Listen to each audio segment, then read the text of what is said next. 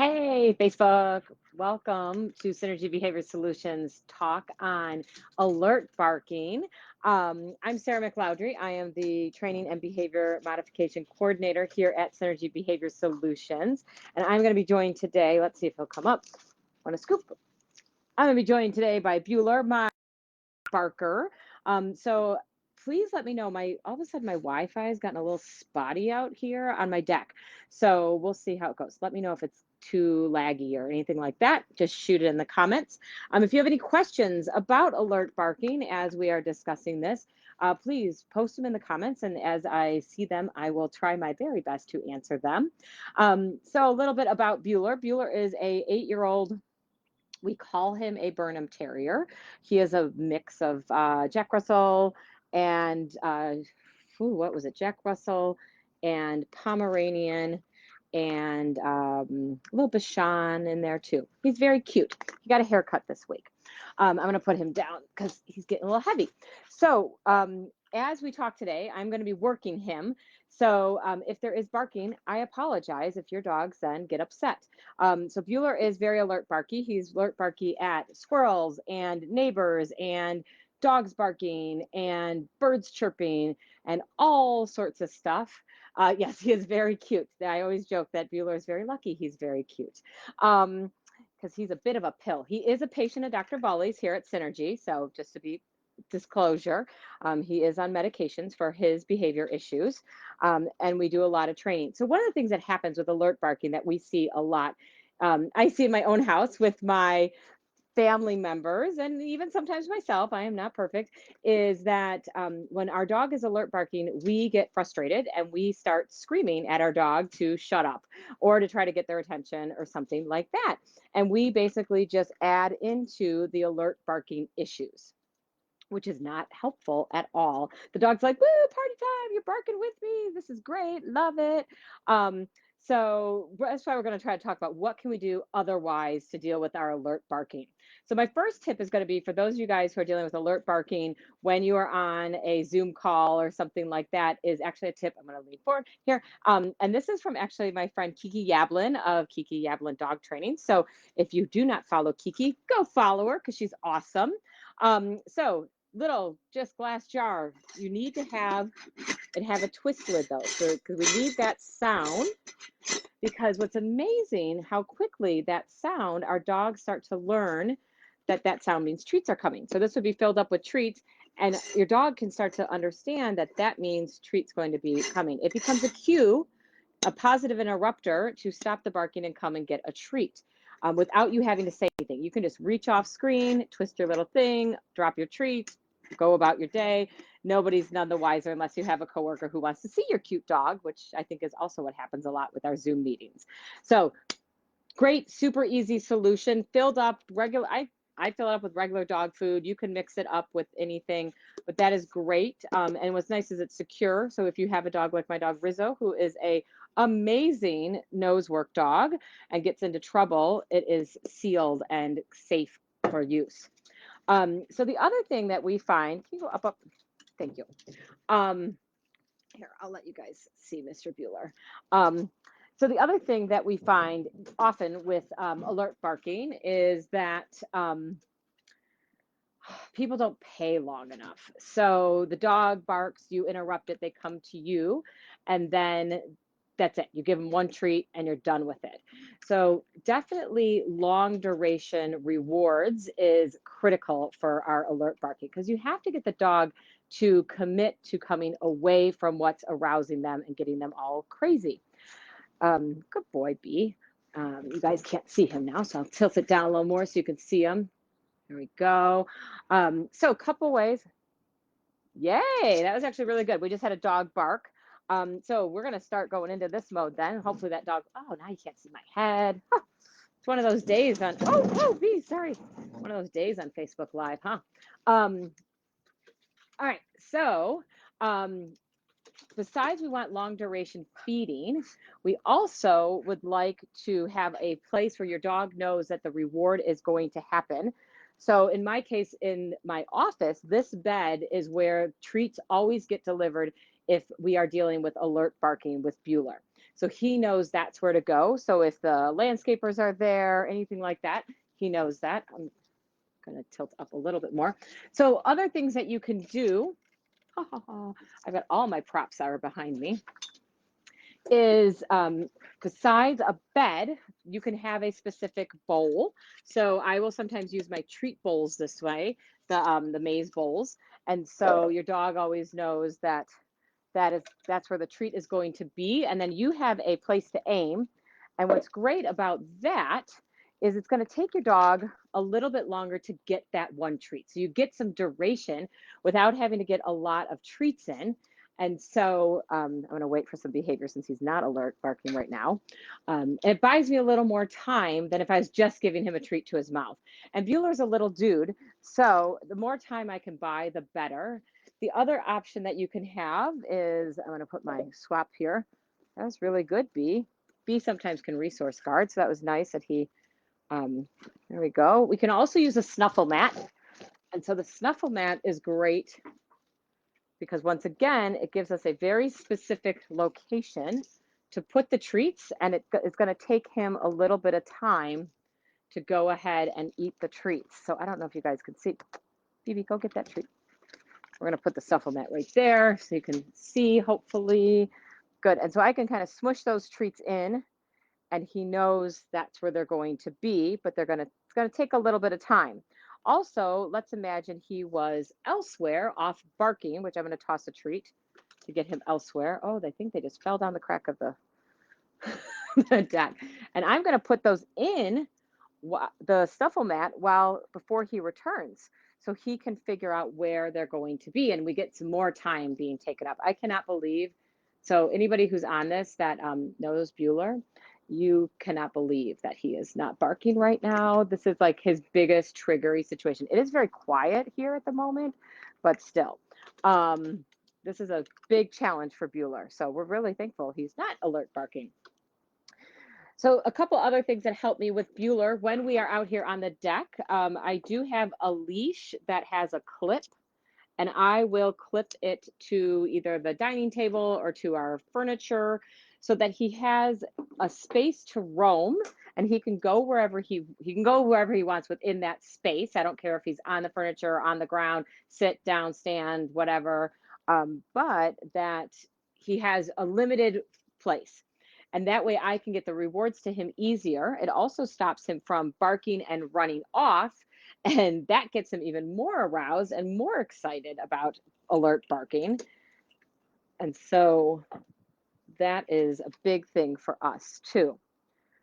All right, so I'm going to be quiet for a little bit. We're going to see if anything starts to happen. Questions while we're waiting for Bueller to start alert barking. It's like hilarious that this is not happening. There's got to be some questions. So shoot me a question. People always ask actually about Bueller's harness, and Bueller is wearing what's called a choke-free harness. It goes around his front legs, and then it clips over his shoulders. He has some laryngeal paralysis issues from being a puppy walked on slip leads in the shelter system. So it's the only harness that I have found that does not make him choke at all. So this is also how we deal with alert barking when it's boring. So boring training is boring. But one of the things that I try to work on with Bueller, and I'm going to have to start now that it's starting to be spring again, is can he just come out here on the deck when nothing is going on and actually be calm and relaxed? He's not super relaxed right now. I don't know if you saw, he's like kicking out his little back leg. He's wagging his pom-pom. He's doing all sorts of funny stuff. He likes to know how to work the system. So one of the things that I start to do is I watch that tail and see if that tail starts to unfurl to see if I've got some calmness. Okay, we got questions. I get to crawl up to my video now. Just wanted to say, great to see how you recognize his big successful moment. Yes, thank you. It is big and successful. Like really, if you knew Bueller, you would really understand. What's the brand of the harness? It's actually the brand I think is just called Choke Free. If you Google Choke Free harness, you will find it. He used to have a leather one, and then Rizzo ate it. So now he doesn't have a leather one. The leather one I actually really liked a lot. It was it fit him, I think, actually a little bit better. But yes, I know Sarah has a small dog right now. All right, so we'll see what else. What else we got going on here, Bueller? So we'll see if he offers some nice, calm, relaxed behaviors. We can work on some capturing calmness. Not super calm there, but he laid down. He's got so you guys can watch how that pom pom goes. He's going to try to do some eye contact. He's going to play the game of what do you want. He likes to tuck in his little paw. Awesome. All right, Lynette, would you like to, would you approach the Great Pyrenees the same way? Hold on, I have to scroll up. Um, Pretty good. Sometimes she loves to bark. Yes, it's totally the same way. All about the same thing. We'll talk about that. And then Bridget, our dog gets a certain amount of food every day and loves food. Would you say only giving her a small portion apart from her meal to save the rest for? Yes, yes, Bridget. Okay, so Bueller is he's a chunky 20-ish pounds right now. He's gained a little COVID weight, but it's actually good for him because he's traditionally been too skinny. So it's actually been good. But so he is working for his kibble right now. When he gets into training mode, he will work for his kibble, his set amount, even outside. Not if a dog was to walk by. So if the neighbor dog was to come out and start barking, the kibble wouldn't be quite good enough.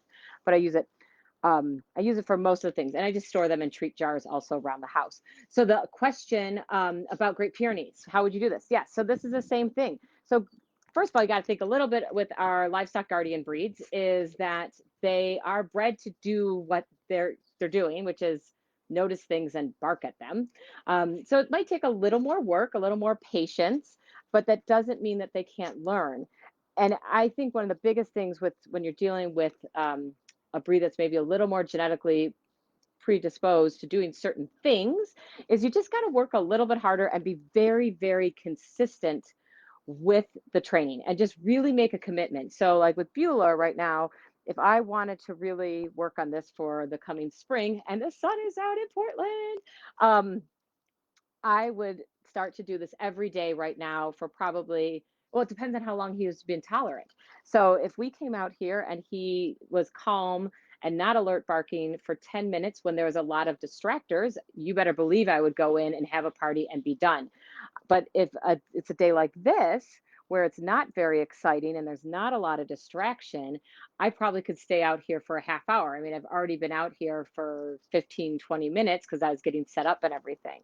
So it just depends on the triggers and the situations, but really committing. And also with your livestock guardian, you might need to up your food value or figuring out other activities that are really good for them that they like to do as a reward. One of our livestock guardian dogs, it's not an alert barking issue, but we're having some issues with not wanting to walk on walks.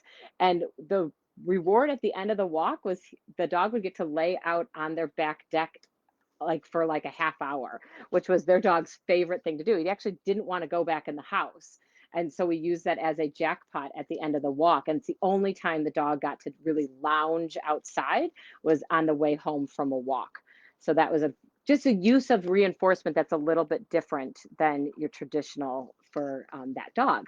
All right, Sarah, I'm going to crawl back up. This is so ridiculous when I'm crawling up here. Why don't you tell him no to stop barking? Excellent. Thank you, Sarah. Sarah's a fellow trainer. Yeah, that's what my son does a lot. He just yells no. And so then Bueller's like, woohoo, barking party. We're having a blast.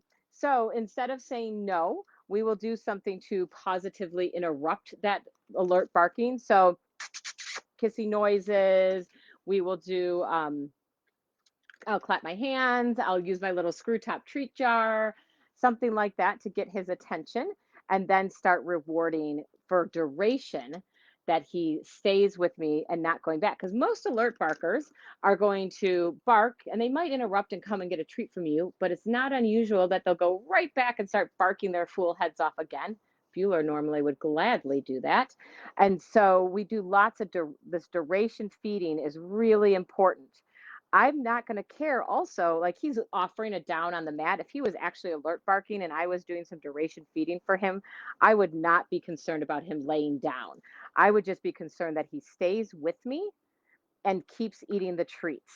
And that's the joy of the snuffle mat is that he gets lots of time. Oh, there's still more cookies in there. You got to go find all the cookies, dude. The other trick that we have that I love for duration feeding, I don't know if we've done a Facebook Live about novelty boxes, but novelty boxes are a box that you teach your dog to have fun and play in, and you put stuff in it to take up space and have them interact with it. And then and it takes up time to find treats when you throw them in there. So one of my clients, we did, they had a big alert barking problems to FedEx and UPS type trucks, diesel truck engines. And so we put the novelty box right next to their desk. So when they were on an online program, they could just drop a whole handful into the novelty box, and it would take a long time for their dog to stop, to entertain itself, so that it would stop barking longer. It was a little dachshund, and they could be pretty barky, as you might know. And what was great is we got to the point where she would sometimes do one single woof, and then she'd immediately run to her novelty box. Because a lot of people start to worry about, am I rewarding the barking? And so you also have to always look at the behavior. Is the behavior increasing? If the behavior was increasing instead of decreasing, then yes, you are rewarding the barking. But I can tell you from all my years of doing this is cookies while barking does not reinforce barking. And all I can say is just trust me on this one. I saw Dr. Amy Cook speak, and that's exactly how she said it too. Is like, just trust me and do the program. You'll be amazed how much it can change. All right, I'm gonna crawl up here again. I'm gonna like, gotta fix my. All right, Kayla. Hi, Kayla. Welcome. This way, animals learn always more sustainable to teach what you want instead of, oh, it's okay. Yep. I thought Bueller was getting into the treats back there. Instead of what you punish what you don't want. That's exactly it. If we practice all of this when it's gorgeous weather like this, but there's no distractors out. I keep waiting for the neighbor dog to come out and cause something. He knows what to do. He knows this bed so well from the alert barking issues inside the house that as soon as I put it out here, he stood on it, was like, are the cookies coming on the magic barking bed? Like, maybe that's what I should name it. It's the barking bed. And so it's really, he knew that the game, he's like, oh, we're going to be playing that game out here. Remember predictor cues. If you've seen me speak, you know how much I love predictors. And with predictor cues, can be lots of different things. And in this case for Bueller, this predictor is, let's chill out on our bed, even outside. Hi, Mallory. We taught the cue quiet for Ollie, and now instead of barking, taking his alert barking over the top, he's able to bark twice and stop on his own. Yes, so you can add a quiet cue into it. Those who know me, I'm kind of, oh, we had dogs barking. Good. I want to let him, good. I want to let him bark a little bit so you guys can see. Aha, I don't know if you guys could see that, but he alert barked and then came right to me like, aren't you going to do something about it? I was actually trying to see if he'd get going a little more. That was actually really nice. So Mallory, kind of just like you said, he did a couple barks and then he was like, hello, could someone deal with that for me? I would like a treat in my mouth now. Yes, good boy. So another dog barked off in the distance. He just looked at me for that treat. And so now we're going to work on some duration feeding to make sure that he wants to commit to staying here and not worry about that dog who keeps doing one loud bark. I don't know if you could see his little ear go back. And so that's where I would still be rewarding him, because it's telling me that he's still concerned with that dog. He's also breathing really heavily, which you guys can't see. He's doing a lot of air scenting, trying to figure out what is going on with the dog barking at a distance. Good boy. So now he's starting to not be so worried. So notice his ears are forward. He's not so worried about it. So at this point, I would slow down my rate of reinforcement. He's not jumping up and looking for trouble right now. Good boy. And then I might give him a couple treats and do a little all done in a snuffle mat and come back up here. All right, so I hope that, hey, we finally got a little bit of alert barking. He was super good even with that. He's a rock star today. One of the things I should say is that Bueller has atypical Addison's disease, and we think it went undiagnosed for a very, very long time. And it's been amazing that since we have gotten that diagnosed, which is actually incredibly tricky to get atypical Addison's disease diagnosed, his behavior has increased. His behavior has gotten much, much better, and we've been able to get weight on him and maintain weight much better. So always check the physical. Mallory said, we now have moved to playing games like this on our patio since outside seems to be a scary place for him in general, for Ollie. Yes. So really taking the time to turn it into training time. So that's the great thing. All right, we have talked a long time today about alert barking. We finally got a little bit of alert barking in there from Mr. B. And I hope you enjoyed. If you have any questions, if you're watching this later or have any questions as you're thinking about it, good boy, B, then please feel free to drop them in the comments. We will be back on, I believe, on Thursday. Lorena will be doing a talk. And then next week, I think it's next week, we are going to be doing a live demo with a puppy with both Lorena and I, because we're both vaccinated now. It's very exciting. So if you have any questions or thoughts about topics you would like us to do, please feel free to drop those in the comments also. And thank you so much for joining us today. It's Sarah and Bueller. Let's see, Bueller, will you come and say goodbye? Sit. Can you wave? Sit. He's like, nah, I can't. Yay, good boy. We're working on a little wave. My son's been teaching him that. Good job. Excellent job. So Bueller says goodbye. I say goodbye. I'm Sarah McLeodry from Synergy Behavior Solutions. Thank you so much for joining us today, and we look forward to seeing you soon. Bye.